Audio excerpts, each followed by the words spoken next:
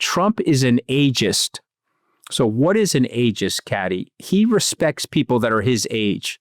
He doesn't respect people that are not his age. MBS gets this, and he throws massive, massive respect at Donald Trump. This is one of his strengths. I've got an elderly father that's the king. You want to be feted and treated like a king. I'm half your age. I am going to glitch you up in a way that you're going to leave here very, very happy. Yeah. And that's exactly what he did. This episode is brought to you by Revolut Business, the all-in-one account designed for efficiency and built for business. The less time you spend agonizing over repetitive financial admin, the more time you've got to focus on what's next for your business, or in your case, Anthony, for your next tweet. Oh, listen, I call it multitasking, Katty. Why not both? Yeah, whether you're scaling up in Sheffield or consulting in Chicago, Revolut Business gives you everything you need to manage your business finances in one account. Pay and get paid globally in over 30 currencies with no hidden fees and at great rates. There's spend management too, cards with custom spend limits. We like those for our kids. And automated expenses, full control, no administrative headaches. Open a Revolut Business account today by scanning the QR code on screen or using the link in this episode's description. Add money to your account by the 7th of July 2025, and you'll get a £200 welcome bonus. Feature availability varies by plan, fees and terms and conditions apply. You know, that's Revolut Business, designed for efficiency and built for business. Hello and welcome to The Rest is Politics US. I'm Katty Kay. And I'm Anthony Scaramucci. In this episode, we're going to do something slightly different. We're going to focus on all of the diplomacy that's been going on this week in both the first half and the second half, because there is so much of it. We're going to look at President Trump in Saudi Arabia, in Qatar, in the UAE, at the investment forum, his relationship with Crown Prince Mohammad bin Salman, the diplomacy behind all of this, because it's been a frenetic week in diplomacy, and how much of this is actually producing results and how much isn't. And then after the break, we'll have a quick reality check on who is actually benefiting from all of this, where's the money coming from, and perhaps just as importantly, where is it going to? And yes, we will talk about the plane and what we think about that. But first of all, I had some very interesting conversations this week, Anthony, about the president's trip with Middle East watchers and with former members of the CIA who have been kind of Middle East experts for a long time, and people who have been actually pretty critical of President Trump, but who looked at some of the things that are happening in the Middle East this week and thought, actually, you know what? Some of this is exactly what Joe Biden would have done. It looks more like conventional American foreign policy. And here is Donald Trump getting back re-engaged with the world on multiple fronts. And we can run through the list of this very busy week on the diplomatic front. And that what he has been doing in the Middle East is actually pretty good for America and pretty good for the region. We'll talk about the sort of the possible corruption side of it and the money side of it in the second half. But what's your read on what you've seen so far in these palaces that I know you have been to with the people, many of whom you've actually met in Saudi Arabia and the Gulf states? Well, I mean, there's actually a villain in Batman. For people that don't know the Batman lore, there's a villain called Two-Face. And so one side of his face is perfectly handsome, and the other side of his face was disfigured in a sulfuric acid accident, and he has a split personality. And I think Donald Trump is actually our Two-Face president, because there's a part of what he's doing. Ooh, what star sign does that make him? I know you're big on star signs. Yeah, he's a Gemini. He's a Gemini. Okay. He fits his star. He fits his star sign perfectly. He's born on the 14th of June, 1946. He's going to be 79 years old. And so I always try to be as objective as possible on this podcast. So let's state some obvious things. For a 79-year-old, he has tremendous energy. He flew to Rome, came back. Wasn't wearing the right suit, probably helped the Pope get elected, but now he flew over to the Middle East. He's a vigorous 79-year-old, and you got to give him credit for that. He's got a lot of energy. But that star sign, you have two people inside one body, and he's manifesting that right now on the world stage. So what is he doing that I like? He's talking about a foreign policy renovation for the United States. And he's saying something that's actually true that we have to accept. The UK accepts this. I think we have to accept this in the United States, that our interventionist policies born from the Gulf Wars, really the second Gulf War, have failed in the Middle East. The nation building was nation destruction. 20-year war in Afghanistan, the longest war in U.S. history, not a winning war for the American people.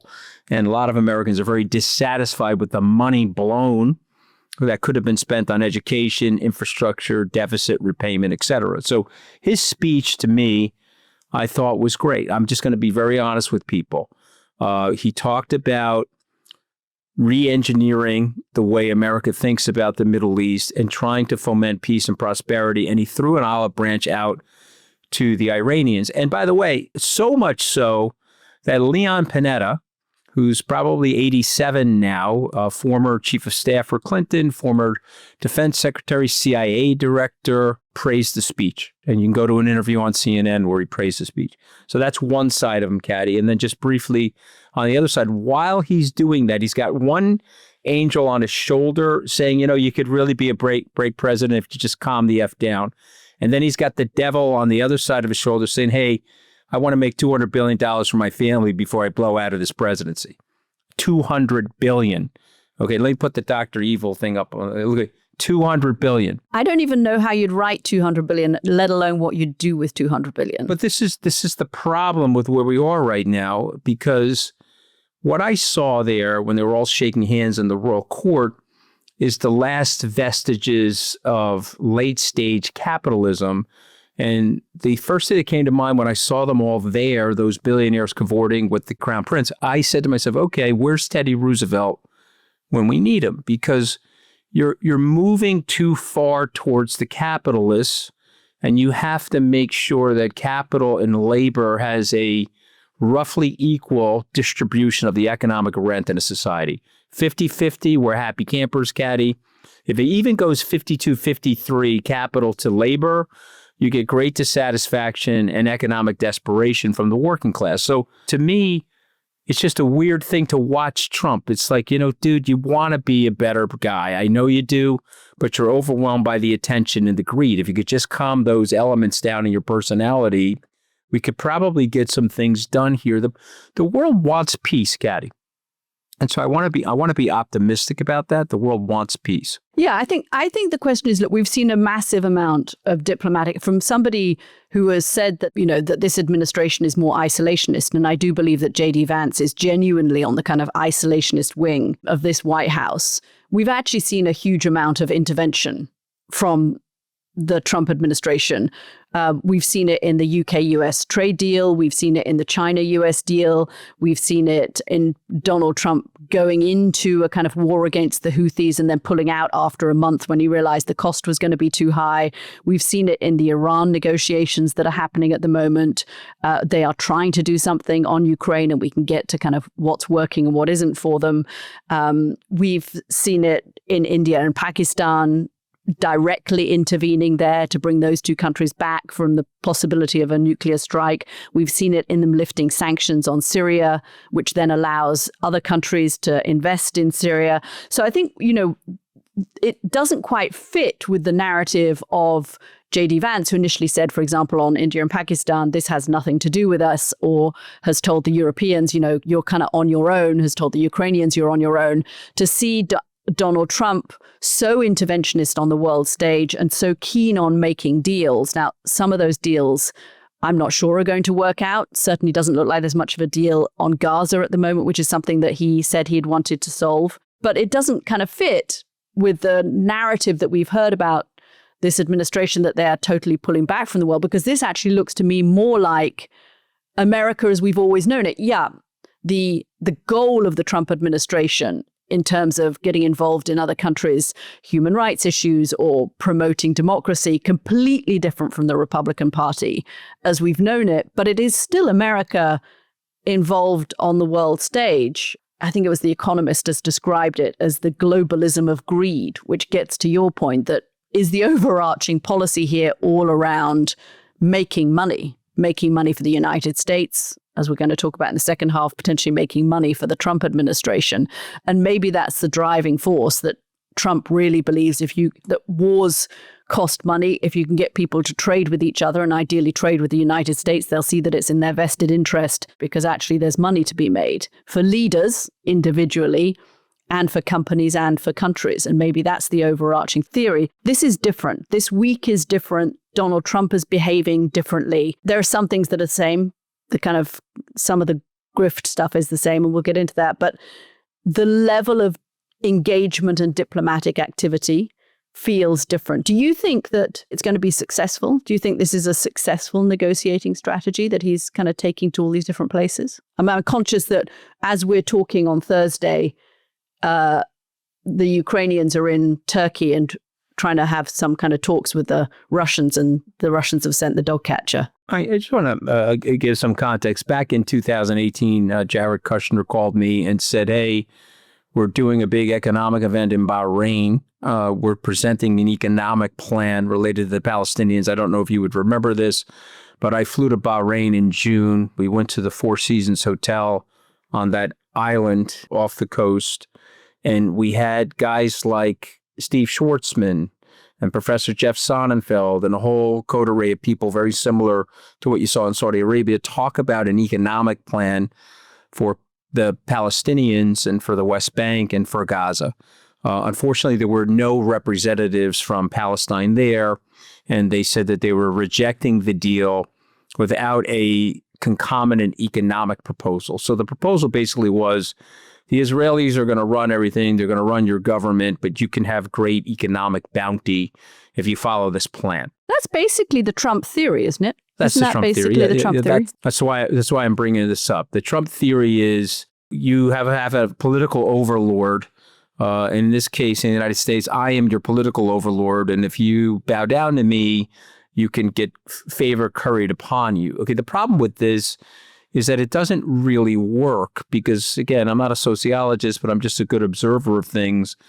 In autocracies and in systems that are built like that, Katty, you get a big funnel at the top for lots of corruption. Lots of people get rich at the tippy top that are close to the leader, and everyone else gets screwed. And then the power becomes so absolute that it becomes so corrupting that the leader himself or herself, but it's usually himself, they start to make the laws capricious. And then once the laws become capricious, the investment capital dries up because people are like, I can't buy that because I may or may not own that. You know, I don't have a legal backing. You know, if they're not going to listen to the courts, how can I go out and buy that property in the United States or something like that? So the reason I'm bringing all this up is that there's great hope and there's great optimism in what could happen, but there's a design flaw in what they're doing. Now, listen, up against everything I just said in the Middle East is the piece of the puzzle that's related to Israel and Palestine. And I think Netanyahu, frankly, Prime Minister Netanyahu, probably roughed up some people in the Trump administration. They would like some of the tactics that the Israelis are using to stop. I think it's very clear. And Netanyahu has said that he's not going to stop. And now there's this big fervor about the Israeli lobby in the United States. Matt Gaetz said on a podcast this week, you can't win an election in the United States if you're against Israel. You know, they've got a very strong lobby. They funnel a lot of money into these elections. And again, I'm not saying that's true or not. I've never run for elected office in the U.S., so I'm not saying that's true or not. But there's a lot going on here that has to be unpacked. And then it would require a transformative leader to go to the American public and say, okay, here's all the interests that are on the table. This is what the American president would recommend to everybody, understanding the interest. But remember, if you're promising somebody something economic, but they feel like they don't have freedom of choice, this goes right back to the ancient Greeks who made the decision to create a democracy. You have to have, in an aspirational, economically flowing, economically growing society, that libertarian ideal that, hey, I am here, I have freedom, I can speak my mind, I can create an Oura Ring, an Apple Watch, a Apple phone. They go together, Katty. That's the thing. This is the reason why, even though I've been shit on by like so many different journalists in my life, I mean, somebody yesterday in Canada said, "Can I call you Mooch?" I said, "Dude, I've been called a lot worse than Mooch. I mean, you can call me anything you want." Okay, my point is, I've been shit on by a lot of journalists in my life. I don't care. Journalists can shit on me all day. They have the right to their freedom of speech. Their freedom of speech transcends down to our economic opportunities. If you teach the second grader that he can speak freely or she can speak freely, she goes on to create great things. If you tell them they can't, they end up in re-education camps if you go after the leader. You see what I mean? And so this is all tied together, and the guys in the Middle East don't get what I'm saying. And by the way, if you sat down with Trump, he doesn't get what I'm saying. He yelled at me once. I wrote an article saying that the press was not the enemy of the people. He called me. He yelled at me. He said, no, the press is the enemy of the people. But it's not, Katty. See, it's all tied together is my point. I mean, for anyone who thinks, that playing YMCA as his kind of anthem, which is known as a gay anthem in Saudi Arabia as he's leaving, was a kind of jab at the Saudis. I honestly don't think it was. We're in a country where being gay is illegal and can get you severely punished. I don't think he's trying to direct the country in that direction. And I think what's interesting about this theory is that in some countries, the sort of mercantilist theory of foreign policy might work. I mean, it may work in Saudi Arabia and the Gulf states if you ignore any attempt to kind of change human rights records or bring about democracy. But I think what Trump is hitting up against is that his theory doesn't take into account historical or cultural or ethnic forces that override those mercantilist impulses. So that's why he hasn't managed to have much success in Ukraine, because the Ukrainians are fighting an existential war. If they don't get a good deal, or what they perceive as a good deal for their sovereignty, whatever deal is signed doesn't mean the Ukrainians are going to stop fighting. This is why he's having such problems bringing about, the Riviera in Gaza, because there are very strong forces at work here. It's why it didn't work in North Korea. In some cases, he can have successes with this type of approach. And I get your point about America had a long period where it did think it could go in and remake the world in America's model, and he has just upended that. I wanted to just read you a couple of things because I thought this week this felt very appropriate. This is what George W. Bush said in his second inaugural address in 2005. The survival of liberty in our land increasingly depends on the success of liberty in other lands. The best hope for peace in our world is the expansion of freedom in all the world. So it is the policy of the United States to seek and support the growth of democratic movements and institutions in every nation and culture, with the ultimate goal of ending tyranny in our world. That was 20 years ago.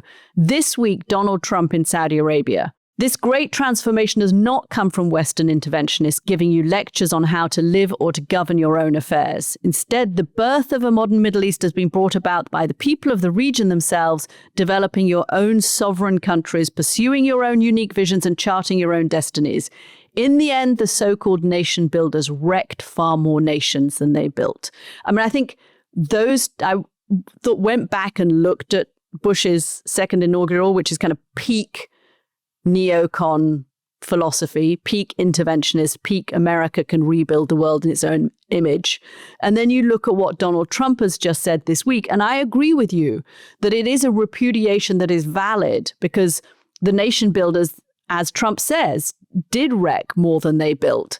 I'm just not sure that it is a model that works for every country and every situation. And if Donald Trump has the kind of grandiose view of himself that he can make deals based on money effectively that will supersede policies and culture and other countries' desires, I'm not sure it's always going to work, which is why we don't have peace in Ukraine yet and why we don't have peace in Gaza yet. In fact, we may be on the brink of even more atrocities in the Gaza Strip. Does that sound fair? Yeah, I think it's brilliantly insightful. I just want to add two sentences, and then I want to talk about MBS, if that's okay. So two sentences I would add is that Cheney was really the architect of this interventionist strategy. Yes. Cheney basically said... Cheney, Paul Wolfowitz, that crowd of neocons. Yes, we control the world. We are the massive military might. let's go into the Middle East, rough these people up, take 9/11 as the crisis that we need to rough everybody up and get them in line and get them to live the American way, okay, which was highly arrogant. Okay, George Soros, by the way, in a November op-ed 2001 New York Times, George Soros, the legendary investor, considered to be a pariah by conservatives, but George Soros wrote, "Please do not overreact. Osama bin Laden wants you to overreact. You've lost 3,000 lives. It's a horrific tragedy. But if you go to war in the Middle East, you're going to end up in an endless war. You're going to spill a lot of treasure. You're going to actually weaken the country if you do that." And bin Laden actually said this on the dark web in the late 90s after he bombed the embassy sites in Africa. He said, "I'm going to spill your blood like we did the Soviets. We're going to come hit you on your land. You're going to overreact and you're going to spill all your treasure. And of course, with the Patriot Act, you're going to take away your own civil liberties." And, Osama bin Laden was right about that. We've blown through $20 trillion doing stuff that we shouldn't have done. Soros became a pariah when he wrote that. Cheney targeted him, and they've spent 20 years chanting that he's a bad dude, even though what he said was actually insightful. If you don't mind, I'm just going to go to MBS because I know the Crown Prince. I've met the Crown Prince in the palace. Did you get the lavender carpet? I didn't get the lavender carpet. No, I did get a really good meal, actually. Yeah, I mean, it's interesting, Anthony, looking at all the pictures from Saudi Arabia. This is a very different country than the one I moved to when I was just 10 years old in the mid-70s. And we arrived there. And one of the first things we did was go and have lunch with the royal family. They had invited all of us. My mother and I went with the women and my dad went with the men. And it was barbecued camel on the floor in a tent. And my mum, who spoke fluent Arabic and was fascinated by the Middle East, always reminded me that this was, a culture that had changed just massively since the 1960s. I mean, really in 2 generations, as many Arab leaders have said to me in the past. We went from being Bedouin who were living in tents in the desert and having a nomadic lifestyle to what you saw this week in Saudi Arabia. Just the difference struck me. I mean, that's the politics and the diplomacy and America's relationship aside, how much these cultures have changed, how much these countries have changed. The reason I got invited to the palace is sort of funny. So I was there for FII, which is the Financial Investment Initiative. I got the opportunity to speak on that stage where Trump was speaking from, and then I got invited to the palace. It was on CNBC. MBS was fighting with the Biden administration, and they asked me a question.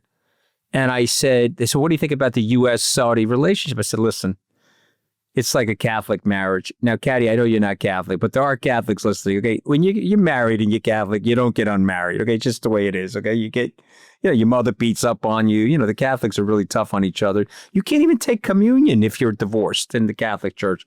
So I said on TV, the Saudi-U.S. relationship is like a Catholic marriage. They can get pissed off at each other and they can yell at each other, but they're staying married. That must have been an analogy that went down very well in the home of Mecca and Medina, right? It did actually. So MBS loved it. Next thing you know, I'm getting a call from his one of the staff royal secretaries is like, he would like to have you come to this dinner tonight. I said, "Oh, great." So I came to the dinner and I had a nice conversation with him. And I'm going to say 3 things and then I want you to react. So thing number 1 is he was consolidating power. He's the younger of the sons of the king. And there were other potential rivals that were going to be the crown prince, his relatives, half-brothers, etc. And he was consolidating power, and there's a little bit of a rift.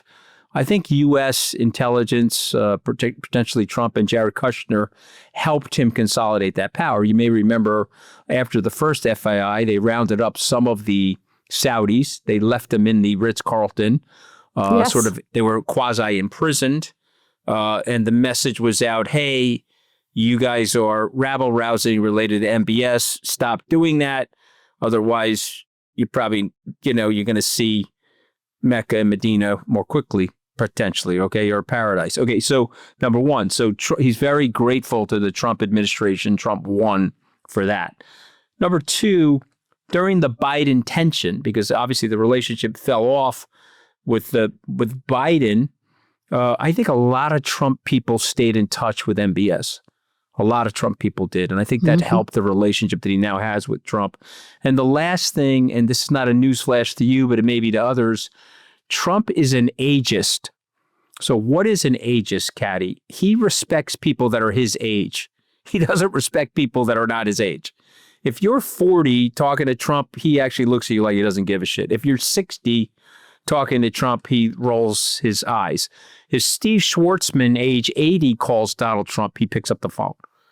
He's decided that if you're not his age, you're stu not, to use a Italian expression that everybody understands. And so MBS gets this because he has an elderly father, and he throws massive, massive respect at Donald Trump. Jet fighters escorting him, purple rugs, horses taking him to wherever the hell they're going. And so MBS, okay, whatever his weaknesses are, and I'm sure he has them, okay, I don't know him well enough to assess them, but this is one of his strengths. I've got an elderly father that's the king. You want to be feted and treated like a king. I'm half your age. I am going to glitch you up in a way that you're going to leave here very, very happy. Yeah. And that's exactly what he did. I mean, to be fair, the relationship with Joe Biden fell apart partly because of the killing of Jamal Khashoggi, the Washington Post columnist, which U.S. intelligence services deemed MBS had knowledge of, been behind. You know, we have short-term memories in this society and in this world and this communications environment. So it's kind of now, well, that's in the rearview mirror. And I get that. But at the time, that was a big deal. And it did put Saudi Arabia and MBS himself in the kind of political and diplomatic and certainly media doghouse for a long time. He's done a big effort to rehabilitate himself in the kingdom and around the world. And you're right, the ties, and we're going to talk about that after the break, the ties between the Trump family and the Saudis and the Gulf states have been maintained all the time. And we know that because Jared Kushner has had very close relations with them. Before we go to the break, I have to ask you a question. Yeah. The Khashoggi thing is obviously a huge tragedy. I don't know if you describe it as a tragedy, Anthony. I mean, I think a tragedy is when something happens that is not willful. This guy was dismembered in a consulate in Turkey. I mean, let's spell it out clearly. I think you're fair. So let me rephrase that. I think that's a fair comment. The situation around Khashoggi, the response to it, the international response to it was horror. The FII-1 in 2017, very, very popular. FII-2 in 2018, no American corporation went to it. Right. JP Morgan, BlackRock. I get that. Realpolitik. You're right. People move on. America needs Saudi Arabia. Here we are 8 years later, and the television cameras are back on in Saudi Arabia, and every one of those people that didn't go in 18 and 19 are full force there Absolutely. now. And by the way, I'm not besmirching that. I'm not even calling that hypocrisy. I'm calling that, quote unquote, the way the world works. Okay. Yeah. If there is a chance to have peace with the Iranians, we got to go for the peace. The same way we were killing each other, the Japanese and the Americans 80 years ago, and they're now our ally. That is the way the world works. And maybe only if you're like a Manchester City fan and you hate Manchester United, I get that. Take that to your grave. But everything else... My husband's a Manchester City fan, has been since the age of 7, so let's tread carefully. Right, so he's not leaving Manchester City, God bless him, nor am I leaving the New York Mets, who have only, I probably need Prozac being a New York Met fan. But the point I'm making is, unless it's just a sporting event, you have to be pliable, you have to be flexible in these international relationships. We're going to take a break and come back and look at the plane. You know what we're talking about, and just talk a little bit more about the winners and losers this week. Be right back. This episode is brought to you by Sally. So, Katty, have you ever used an eSIM when you travel? I haven't, and it sounds sort of magical. So how does it actually work? Sally's eSIM, it works like a physical SIM card, but without having to insert anything into your device. And it offers a ton of benefits, such as helping you avoid roaming fees and making it easier to switch between providers. It's truly sensational. That means that when I'm on holiday, I'll be able to see all of those messages and the photographs that you send me every day without having to scramble to find some kind of local SIM, right? Exactly. There's no waiting around or dealing with a kiosk at the airport. All you got to do is download it into the phone and it works beautifully and it works seamlessly. How do I sign up? Okay, so you download Sally in the App Store or by scanning the QR code on the screen. You can use the code TRIPUS at checkout to get 15% off your first purchase. All the details can be found in the episode's description box. Thank you, guys. Try Sally. I think you're going to love it. Congratulations on Elon Musk, Katty. Yes. I just want to point out to everybody, this was a Katty K idea to do special programming, a 4-part episode on Elon Musk. I think it's actually 5 parts it's going to be because the story is so gripping that we couldn't end. Yes, we do want to remind you that the first episode of our Elon Musk miniseries is out now. So if you want to hear the whole series as it drops and get the whole full crazy story of Musk's journey from tech titan to political power breaker, just head to therestispoliticsus.com to become a founding member. And if that's not enough to convince you, you can listen to a little taster of episode 1 for free by going to therestispoliticsus.com/Musk. So it's all there. We had great fun making it. It's a story you might think you know, but I promise you the details of Elon Musk's life and the way he thinks and the way he has operated astonished both of us. Okay, welcome back, everybody. It is time to talk about something that I have been trying to figure out this week. I've been wrestling with this idea of whether Qatar Force One, or whatever we're going to call this plane that the Qataris have offered to Donald Trump, is signal or noise.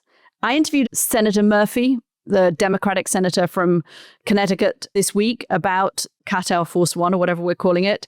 And he called this whole trip President Trump's corruption tour, and that it's all about asking for cash payments that don't necessarily benefit the United States, but very clearly benefit President Trump and President Trump's family. And I guess this plane has been picked up so much in the press, and Democrats are making such a lot of noise about it. And actually, interestingly, a lot of Republicans have come out on the record and said, this does not pass the 12 person in a bar test. It doesn't look right. It doesn't smell right. It doesn't feel right. And the president needs to drop this one. He clearly doesn't want to drop it because, I'm going to be honest, the plane looks a lot nicer than Air Force One looks. And it's got a lot of bling.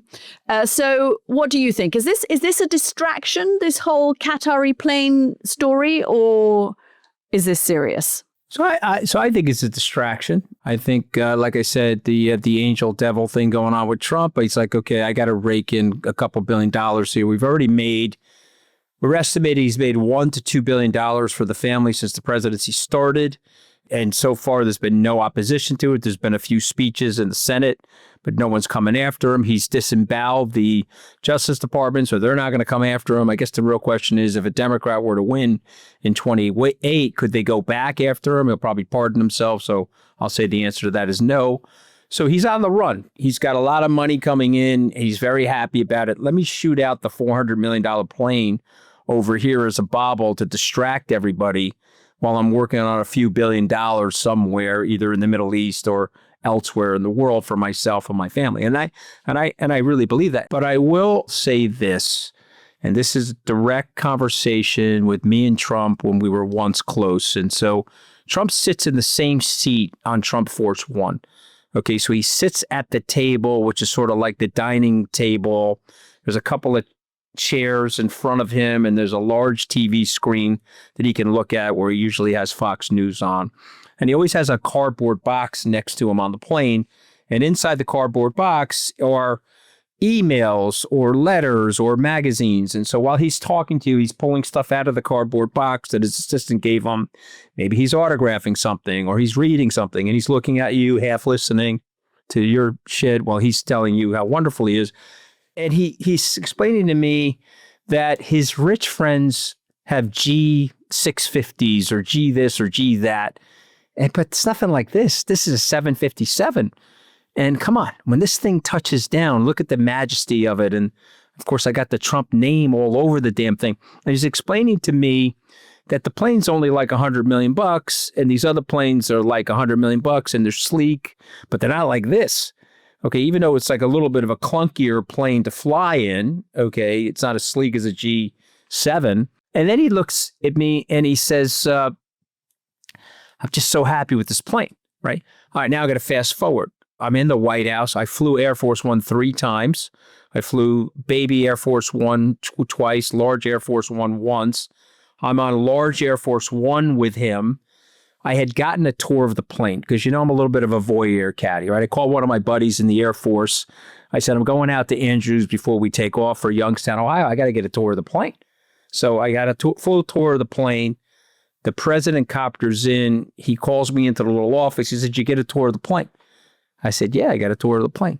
He goes, did you go into the front, into the nose of the plane where the residence is? I said, yeah, I did. He goes, okay, be honest with me. He goes, my plane's nicer, isn't it? My plane's nicer.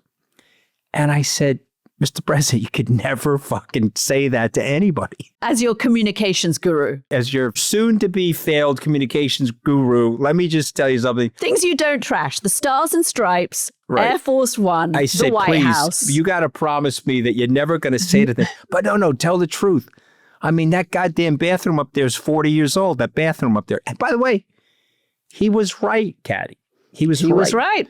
Okay, yeah. So this shit has been bothering him from day one. He's like, what the hell are we doing? As we said last week, wrong answers to the right questions. Right. What are we doing with this antique plane, right? 40-year-old plane that we're flying around in. By the way, great communications on the plane, and they refurbished that plane. The engines are pristine, etc.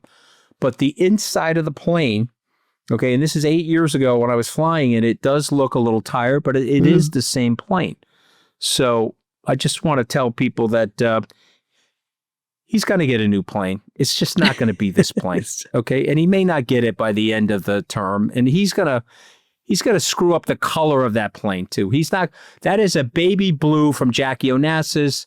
He's going to make it some garish colors and some shit. Some future president's going to have to repaint the plane when he's done with it. I could see purple and gold. You know, there's a sort of popish thing, the kind of Emirates, the Gulf, those kind of colors. I could see that happening. But look, the other thing that people are saying about this plane is that, first of all, it's going to cost like $1 billion to retrofit. And they have to take out all the spy stuff that will be put in by the Qataris if he were to take it. Plus, then they have to kit it out with all the safety stuff. So it's not going to be as sleek and take off as nicely, because that's part of the reason Air Force One is so clunky. It's so heavy because of all the kit that it has to have on it to keep the president safe. But also, there's no way that this is going to be ready by 2028, unless he really is going to be around for a third term. So when will it be ready? When he leaves office, which, even though he has said, of course, I'm not going to use this after I leave office. How much do we think that's possible? I think this is all for about when he leaves office. But I kind of agree with you. My feeling is this is a distraction from actually what is happening in the Middle East this week and has been happening. And we spoke about it a lot last week, guys. So if you want to have a kind of full blowdown account of all the ways that there is potential conflict of interest, let's call it that, in this administration. We spoke about it a lot last week on the whole crypto front, but you're also seeing it this week with the suns in the Middle East. You're seeing it with the plane. It's just been interesting to me how much Republicans who have said zip about other issues during the Trump administration have realized that they need to send a signal to the White House that this will damage, including, by the way, all of the influencers like Laura Loomer and Trump acolytes in social media, saying, look, you do not want to mess with your reputation on this one. It's so obvious that this is going to cause you an uproar. When you've lost Josh Hawley, if you're Donald Trump, you've probably got to call it a day. The one thing I would say about the businesses, I would say to Donald Trump Jr. and to Eric Trump, I get the fact that you're businessmen. I get the fact that you're allowed to do business, even though your father is president. I would just suggest to them, you got to be way more transparent, because less transparency, the cynicism creeps in and people will think that you're doing something nefarious or dishonest or self-dealing. And that's it. And again, the meme coin stuff is ridiculous, by the way. Let me give you these stats real quickly. 58 wallets made $10 million each, over $500 million. 794,000 wallets lost $1.1 million. So that's the problem. That was an exponential grift. And that was a very stupid thing for them to do. And I'm just telling you, be careful, because it's going to hurt you when you least expect it. Yep, you're getting away with it now. Blah, blah, blah. Fantastic. Let's rake it in.